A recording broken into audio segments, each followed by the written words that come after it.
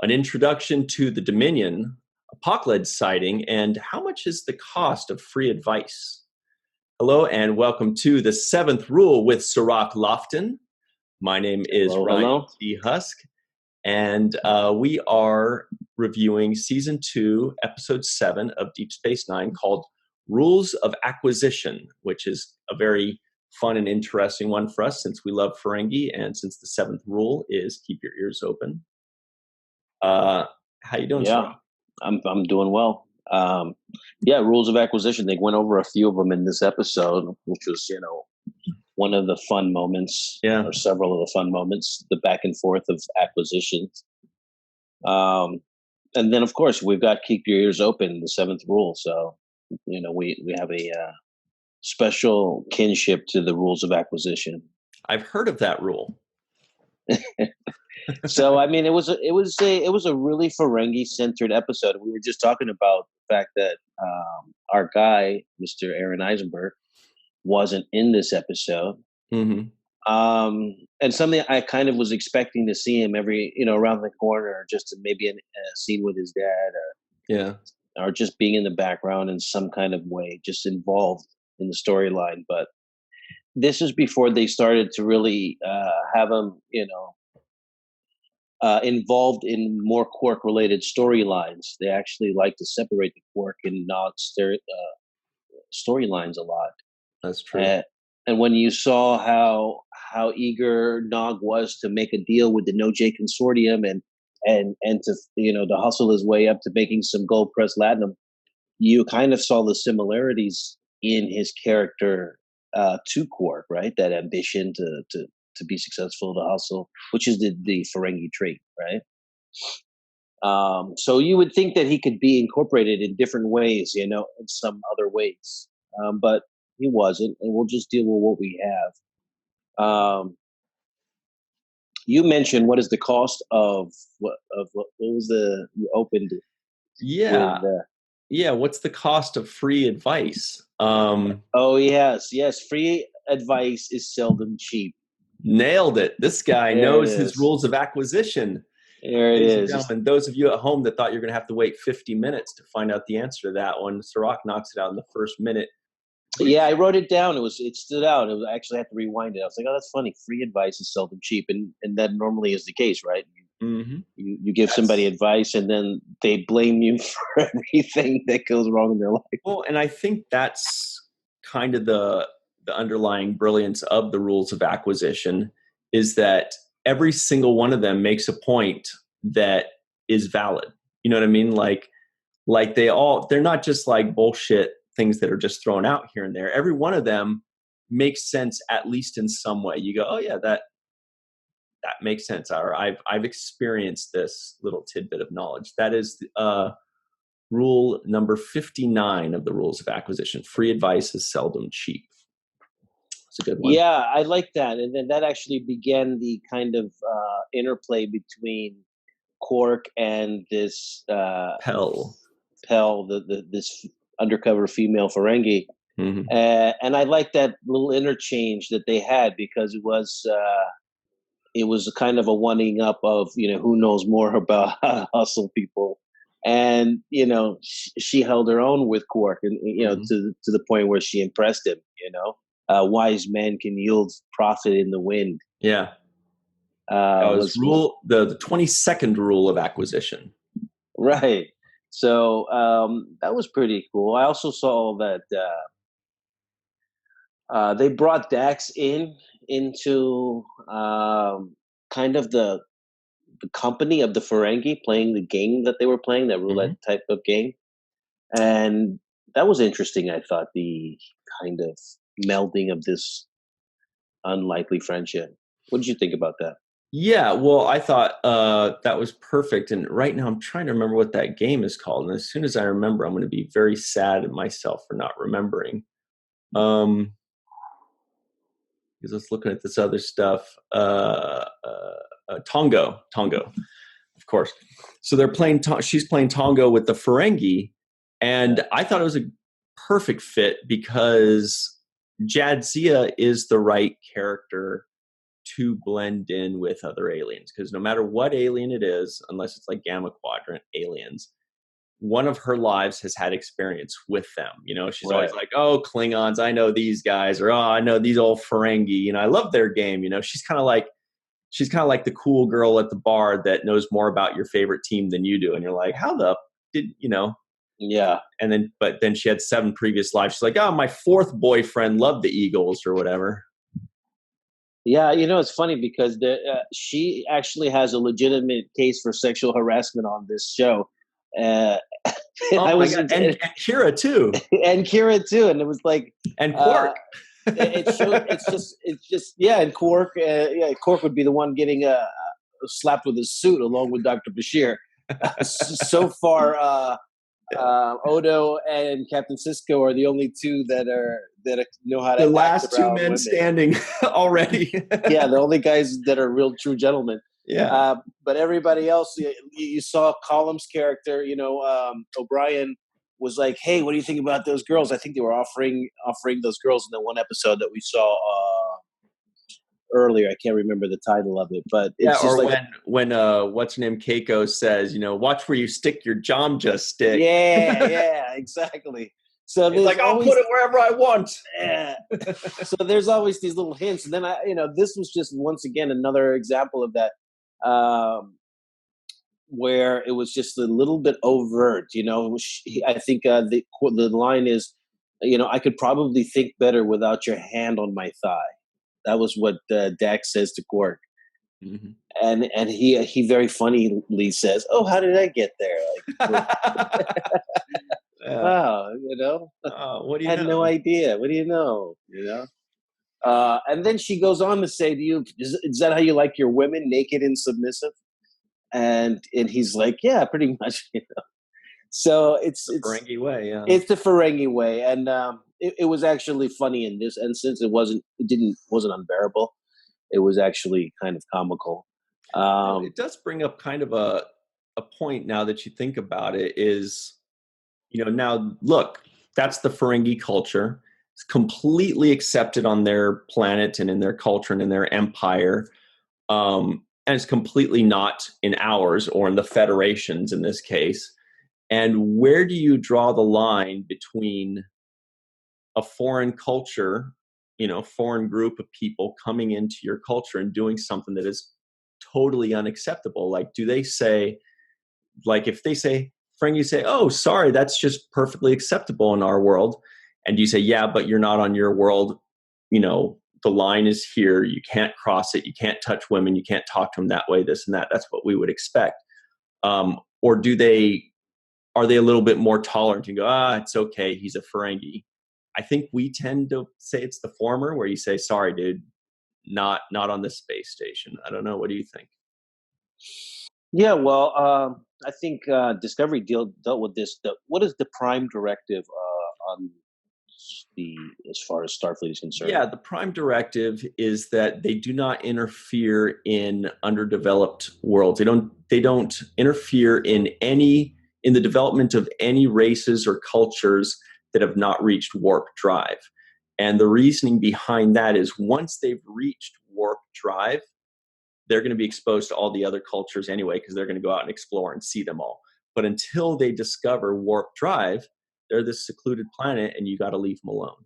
That's okay. So Ferengi wouldn't really qualify as that, because I think they have achieved warp drive as a civilization. Yeah, this is just a matter of cultural things and identity. It's part of tradition. It's part of who they are and what makes them who they are. No less than some of the outrageous Klingon rituals and behaviors, right? So we look at it through the lens of our own Western civilization, upbringing, and societal norms when we talk about these things. But yes, when you're dealing now in an interplanetary, galactic way, it would change the terms.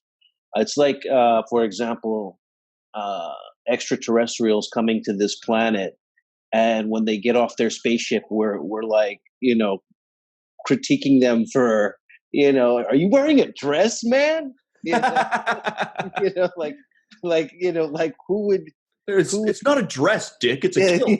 Whatever, dude. Whatever. Yeah, exactly. So it's like, it would be like one of those things. That would be the last thing you would actually have a conversation about, is like how that alien is treating his alien friend next to him, right? Yeah. You'd be more like, hey, how do we engage? What do we have to talk about? What are you here for? Yeah. Are you guys the ones that slaughter our cows, by the way? Yeah. Those circles. Are you having to do with those circles? Is that you or Jimbo out in Kansas?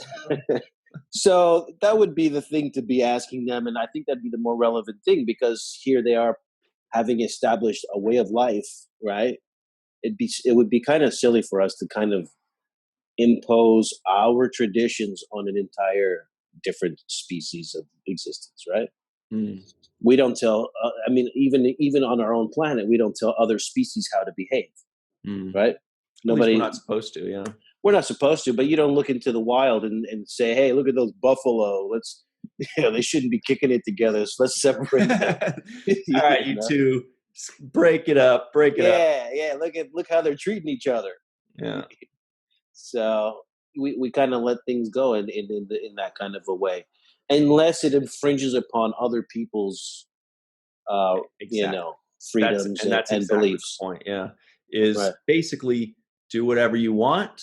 Live your best life. Do, as the kids say, really follow your culture till your heart's content. But as soon as it starts affecting somebody else negatively, that's where the conversation begins of, well, should you regulate that or not? And in this case, Quark or Zek's hand on Kira or Dax, that's beyond just kind of doing whatever you want to do, because now you're bringing somebody else in it that doesn't want that. And that if Sisko wasn't in charge, Kira would have cut that guy's hand off completely. Yeah. He would have taken care of that so fast. Yeah. And it's funny because there were a few moments, like you're talking about when the Nagus was making his move on Kira, right? Oh, how did that get there? Yeah, another move, right? And by the way, I want to give a special shout out to the Grand Nagus, Mr. Wallace Shawn. Is that his name? Yes, exactly. Yeah. The Sicilian in Princess Bride that we love so much. Oh, man, we love him in Princess Bride, right? For those of you that are our age, we grew up on a movie like, that movie 20s. With, Andre the Giant and Mr. Wallace Shawn and Princess Buttercup. It was pretty...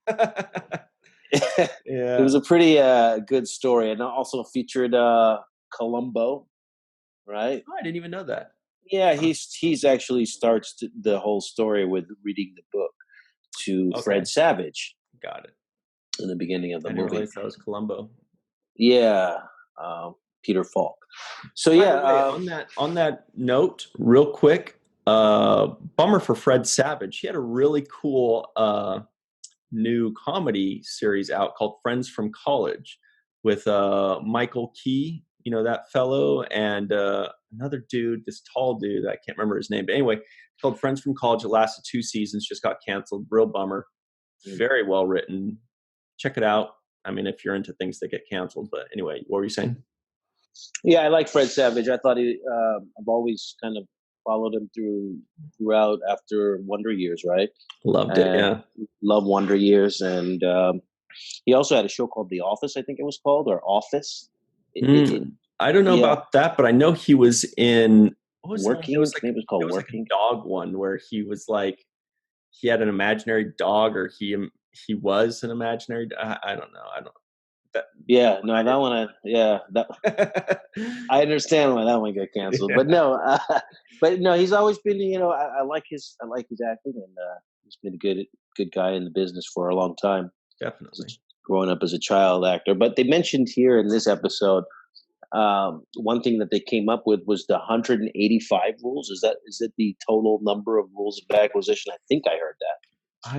I remember them talking about it, but I didn't write that down or memorize. I think it's something like that. It's something either in the late hundreds or low 200s. And then they said, and then there's like some addendums too. Right. Exactly. They refer to them addendums. The other thing I liked was the negotiating between Sisko and Nagus in the main ops there. Yeah, he did some negotiation. He did some negotiation. I like that. It was a nice little back and forth between them. Okay, the answer is real quick: 285 rules of acquisition. 285. Okay. Mm-hmm. Got it. And there was actually a book, right? If I'm not mistaken, the Rules of Acquisition book. Yeah, and I have it, and I'm ashamed to say I didn't. Oh no, wait. It says there were 173 rules in the mid 22nd century, and by the 24th century, there were 285. So I don't know what they exactly said on that episode. Maybe it was somewhere in between, but that's what it is now. But yeah, there is a book for it. Oh, the other thing that I was going to say was, and this was in reference to the Ferengi culture and how they treat their women, right? The big thing I was going to say was, if the Ferengi women were not happy with that setup, right, and they didn't like that way of life, then I think it would be oppression, right? Then it would be appropriate to speak up on their behalf if they were not happy with that lifestyle, if they didn't like the way they were being treated, and they wanted certain rights and freedoms for their own. If that was the case, then yes, I feel it would be appropriate to speak in favor or speak out against what the Ferengi were doing to their women. Yeah, but if it's a cultural thing and there's no problem with it, and there's only this one-off case with this one character that didn't like that life and wanted to change, but everybody else is fine with it, then I would deal with it the way they dealt with it, which is in this kind of singular lens, this one isolated issue. And clearly, the Ferengi's system of dealing, of this interrelation system, wasn't so much so that it overruled Quark's humanity. And at least in this particular incident, he still had empathy. He still showed signs of feelings, right? Of actual intimate feelings. So it didn't restrict his humanity. It didn't make him become more of a jerk. It just was outside of cultural norms and something that he accepted as being cool for that situation. Mm-hmm. You raised a good point about what that culture is happy with. It's like, who are we to change somebody else's culture if that's what they like? And there are 2 points to that. Number one is that, as we'll see later on in the further seasons of Deep Space Nine, there are more women, female Ferengi, that are standing up and saying, "Hey, we want to wear clothes now. We want to do business," including Moogie, including Rom and Quark's Moogie, and Nog's Grand Moogie. I don't know if that's what he calls her. But also, we see that in our world, there are some cultures that when we look at them, we're saying, hey, they're oppressing women. That's bad. Let's make them change that. But then the flip side of that is that they say, well, what if we're happy this way? What if we don't want you changing things? So it's kind of like a strange conversation there, where when we see it, we automatically think that's oppression, that's bad, don't treat them that way. And they're saying, well, it's not oppression to us if that's what we want. I don't know what the answer is, but there's that parallel 25 years ago in Deep Space Nine to what we're seeing now. Yeah, we see the same thing. I mean, just to draw an example, and this is not to say that this is directly related, but it's a similar example. You look at something like Sharia law and how how women are expected to behave underneath that system, and some of those people are cool with it. They're like, hey, this is how it's been for generations in my family. This is how I was raised, and I'm okay with covering myself and living life in this kind of a way. And so when you start to impose your own belief system on somebody, so much so that they have to abandon theirs, then that's where the problem is. Sure. Now, but if somebody themselves is feeling oppressed and is voicing, their opposition to the way things are, then those voices should be heard and respected and listened to and defended. Yeah. And defended. Yeah. Mm-hmm. So I think it's that kind of a delicate of a balance, right? It really is. Yeah. I don't know exactly what the answer is, but you're right. That's exactly what I was referring to. It's like in Sharia law, like, I think in Saudi Arabia, they just recently passed something where like women could drive or vote or just Yeah, I think driving is what they did. Something like that, And so you have a movement where they're saying, hey, we want to be more like the West. We want to have equality. And then there are others that are saying, this is how it's always been. I'm happy this way. Leave us alone. And we're like, I don't know what to do. Yeah, if somebody wants to be left alone, I typically leave them alone. Exactly. Because you're causing problems when you don't, right? Yeah, you're making them unhappy. Yeah, and you could also force a set of circumstances that actually turns out more harmful for the person than them just being left alone. So, yeah, I can understand it, and like I said, I think it only becomes a problem once it affects other people's freedoms and rights and liberties, right? As soon as that infringes on somebody else, then that's when you have a conversation about it. Then we have to have a conversation about it. Absolutely. Exactly. That's what I completely agree with that. Yeah. Yeah. But a willing, consensual adult who's cool with it, then I have nothing to say. This is the tamest subject matter that I would ever think you'd say the sentence between two willing, consensual adults. Like I've never thought I would. Never mind. I'll leave that. I'm going to go ahead and move on from my own point there.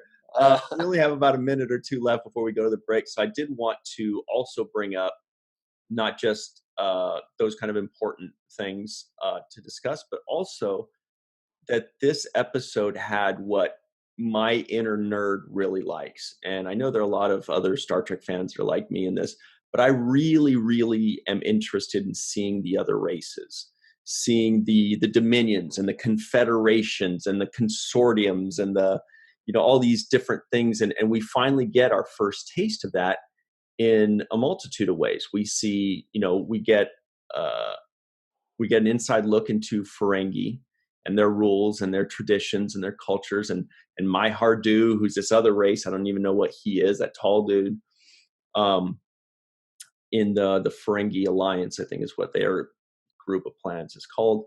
And then we also get our very first taste of what's in the Gamma Quadrant. And there's the Bosai, which we can talk about. And there's the first. Was it Bosai or Dosai? Oh, sorry. Yeah, Dosai. And I actually wanted to talk about how many different ways that thing was said. It was, I counted 3 different ways that 4-letter word was said. Okay. But we also get the very first mention of the Dominion. Yeah, we have to get into that too. That was pretty well done as far as the writing is concerned. So subtly mentioned, and just a little drop of it. We have no idea what we're getting into. I know. Idea. Well, we kind of do now, but we do. Yeah. But at this present timeline on the show, it's just no clue. Business as usual. The Ferengi are looking to get a stronghold in the Gamma Quadrant marketplace, right? And that's how they introduced this Dominion, and it's so great. I think it's wonderful writing because it's not hit over the head. There's no forecast of it, what we're about to get into. I don't know if it's going to be good or bad. And so it's just brilliantly introduced as far as I'm concerned for the writers. It's so subtle, but it's also like, oh, tell me more. Like, who is this person? Totally. What's going to happen? Yeah. And it also shows that this is just the beginning of season 2. That means right after season 1, they were already looking at bigger and better things. And they were saying, let's create something called the Dominion. Let's start planting the seeds here and there and there and there.